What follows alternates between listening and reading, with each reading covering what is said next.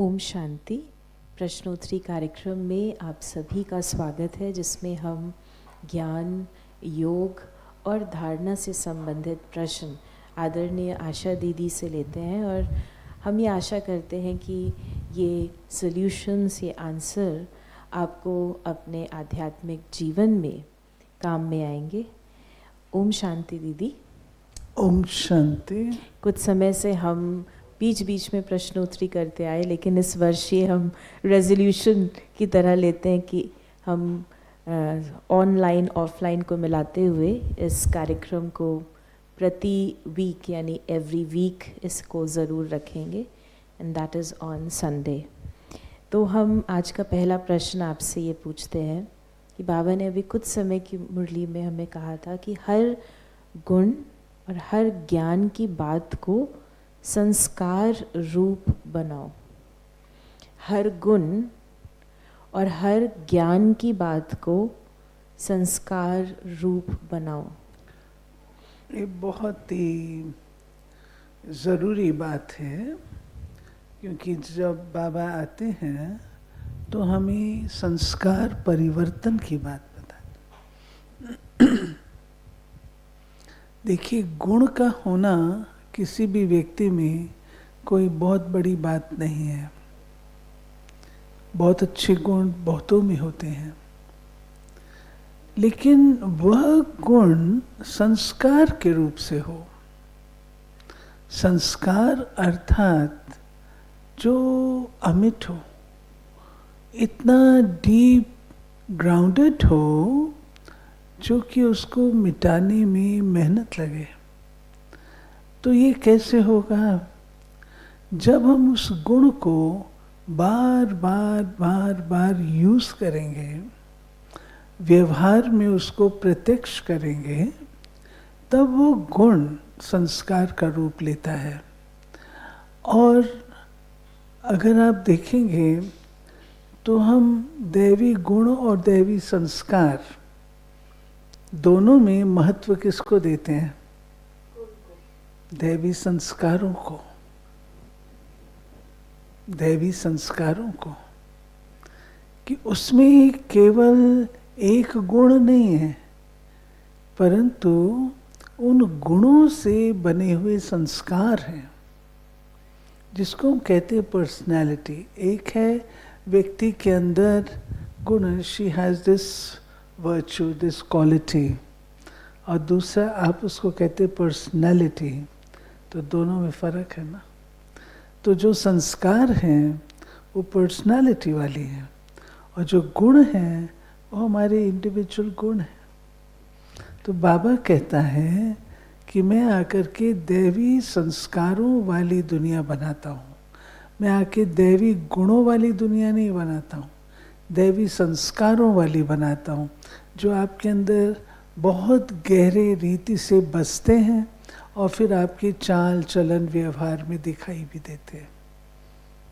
सो दीदी, अगर हमें इसे अपने संस्कार बनाने हैं तो जो गुण हम, अगर आत्मा के वो जो सतोगुणी आत्मा है, तो 7 जो मूल गुण है जिससे हर अच्छी बात निकलती है, पवित्रता, सुख, शांति, प्रेम, आनंद, ज्ञान और शक्ति, तो इसी के ऊपर हम फोकस करें।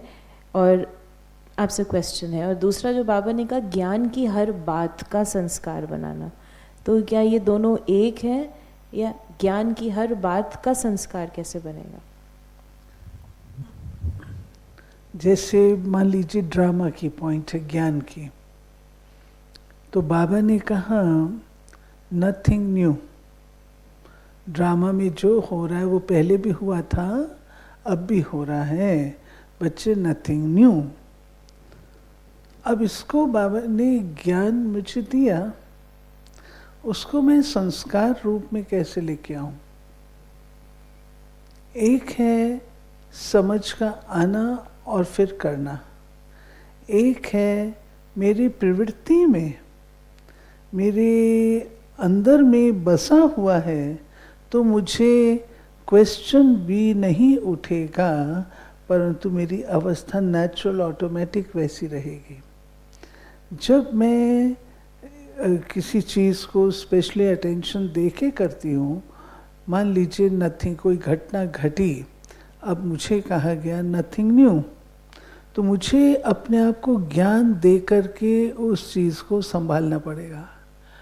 दूसरा है कि मेरी इतनी मास्टरी है इसके ऊपर, इतनी अथॉरिटी है इस बात के ऊपर, जो मुझे अप्लाई नहीं करना पड़ता, पर तो मैं बड़े सहज भाव से उसको एक्सेप्ट कर लेती हूँ।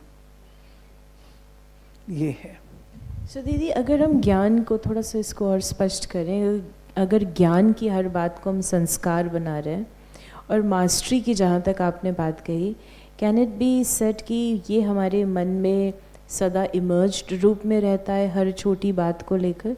क्योंकि कई बार इतनी बड़ी बात तो नहीं होगी, ड्रामा की बात को हम प्रैक्टिस में लेकर आए, बट ये बात हमें छोटी बातों में भी और एक इमर्ज रूप से ज्ञान के पॉइंट्स हमारे मन में रहें या हमें याद रहें, तो then it will become a practice. ज़्यादातर जो बाबा की ज्ञान की बातें, जैसे आत्मा है, बाबा ने ज्ञान दिया तुम आत्मा हो। एक है मैं पुरुषार्थ से आत्मिक स्थिति लाती हूँ, दूसरा है एक स्वाभाविक रूप से मेरी आत्मिक स्थिति रहती है, मैंने उस स्टेज का अभ्यास करके उसको अपना संस्कार बना लिया है। दूसरा है कि मैं पुरुषार्थ करके उस स्टेज पर आती हूँ, तो दोनों में फ़र्क हो जाता है ना। तो सारे दिन में ऐसी हमारे सामने कई बातें आती हैं जहाँ बाबा कहते हैं, इसको ही बाबा कहता है नॉर्मल और नेचुरल। दीदी, एक और हम प्रश्न लेते हैं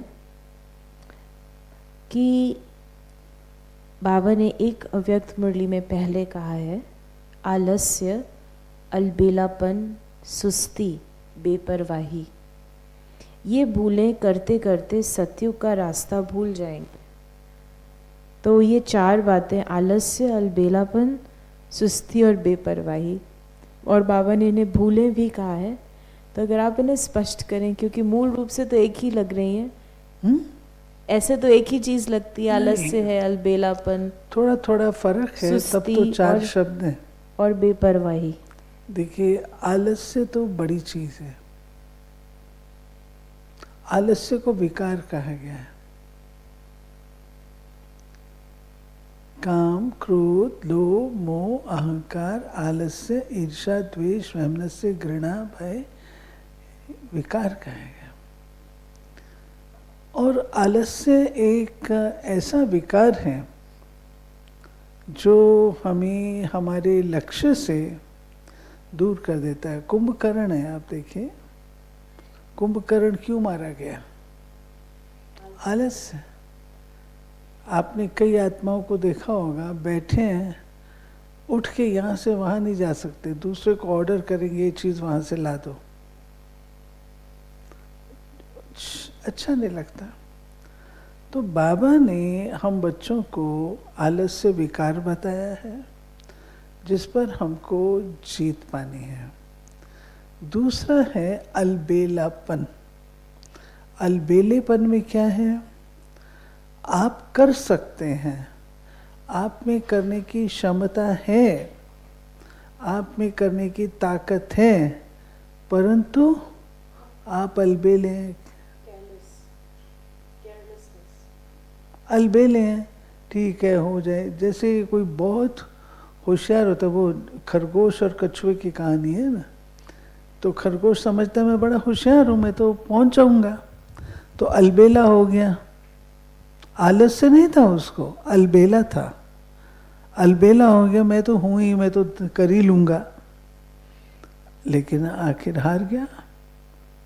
तो अलबेलापन हम इसको कहते हैं कि जब व्यक्ति कुछ कर सकता है, सब कुछ कर सकता है, लेकिन फिर भी वह उसको इतना अटेंशन नहीं देता, अलबेला हो जाता है। तीसरा है सुस्ती। जो सुस्ती है वो भी आलस्य का अंश है।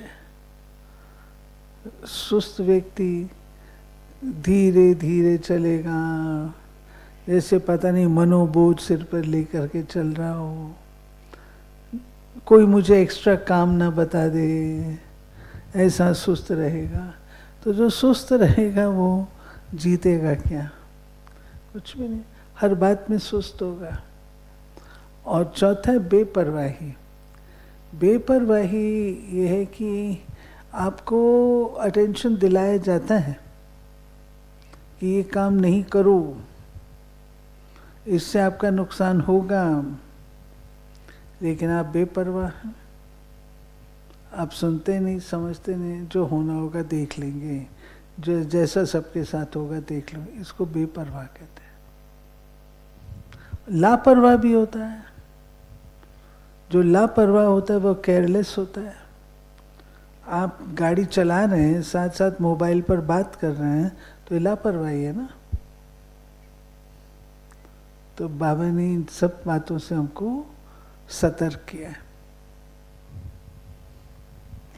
ये सारी भूलें, लेकिन एक रूप से ये सभी अगर हम विकारों के अंदर इनको हेडिंग कैटेगराइज करें तो ये आलस्य में आएंगी इन अ वे।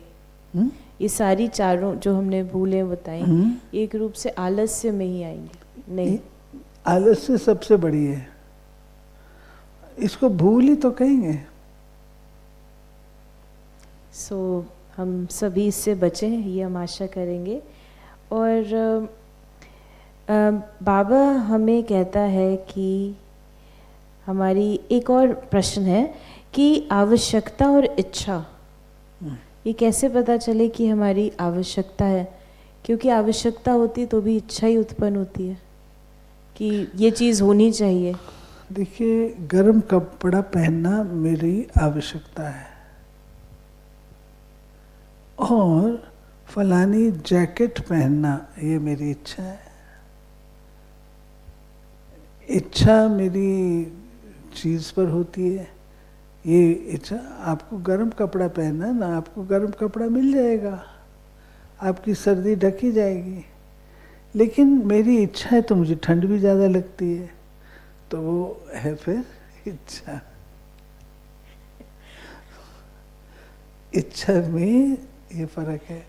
अब देखिए, आवश्यकता है, आज की आवश्यकता है भाई, ग्लोबल वार्मिंग है, चलो कूलर होना चाहिए, एसी होना चाहिए, आवश्यकता है। अब इच्छा है कि हॉट एंड कोल्ड हो, कूलर से काम चल सकता है, लेकिन मैं कहती हूँ नहीं एसी हो, तो वो इच्छा जो एक स्टेप एडवांस है। और बाबा ने, जब हम अब जनवरी मास में हैं और बाबा, इसमें मैं एक बात आपको बताऊंगी बाबा की पालना की, जो बाबा सिखाते। ब्रह्मा बाबा यज्ञ में, मम्मा, दादियाँ, दीदियाँ, यज्ञ में हर बच्चे की आवश्यकता को पूरा किया जाता है। आवश्यकता है, मान लीजिए मेरे घर में कोई दुर्घटना हो गई, मुझे जाना है, आवश्यकता है। इच्छा क्या है कि मेरे को जाना तो है, लेकिन मैं फ्लाइट से चली जाऊं, ये इच्छा है।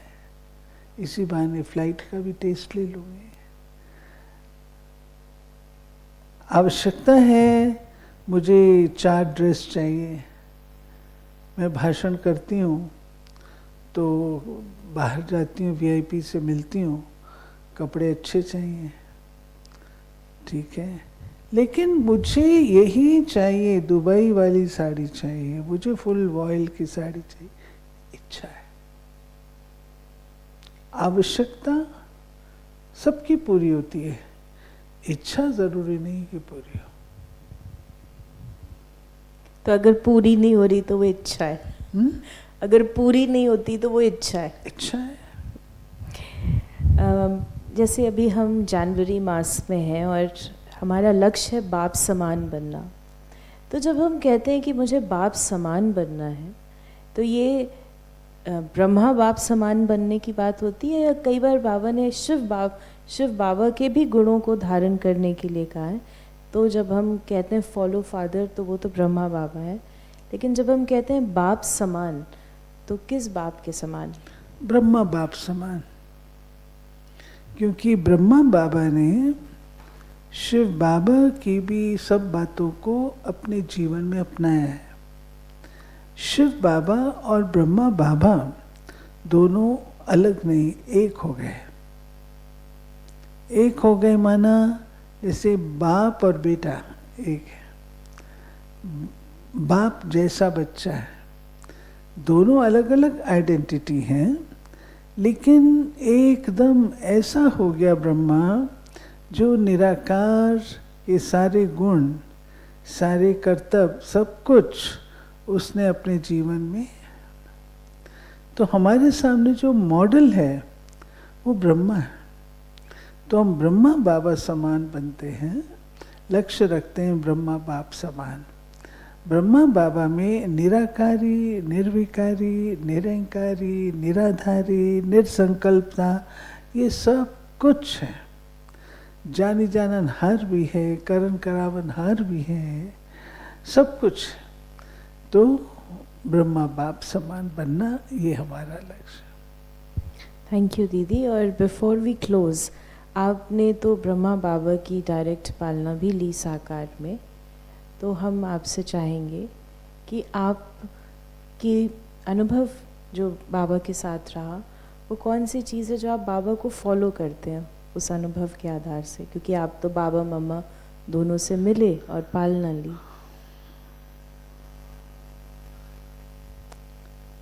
बाबा सबका प्रिय था, हर एक बच्चे को ऐसा अनुभव कराता था जैसे वो उसके लिए ही है, उसका ही पिता है। इतना बेहद का असीम प्यार बच्चे को भी देना तो बड़े को भी देना, ये जो क्वालिटी है ये मुझे बाबा की बहुत प्रभावशाली लगती है। मैं लक्ष्य रखती हूँ कि मेरे संस्कार भी ऐसे बाप समान हो जाए। मैं ये नहीं कहूँगी कि मैं बनी हूँ, लेकिन फॉलो करने में मुझे ये संस्कार अच्छा लगता है। You're almost there. So almost क्या आप तो सबको वैसे ही करते हैं? नहीं, ऐसा तो नहीं है। बाबा तो चकमक था, बाबा ऐसी हस्ती थी जो बाबा कहीं भी बैठा होता था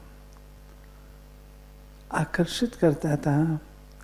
रूहानियत का पुंज था, लाइट माइट, लाइट हाउस नजर आता था। जैसे पाइट पाइपर होता है, उसके पीछे पीछे सब चलते हैं, बाबा चल रहा है, सब पीछे चल रहे हैं।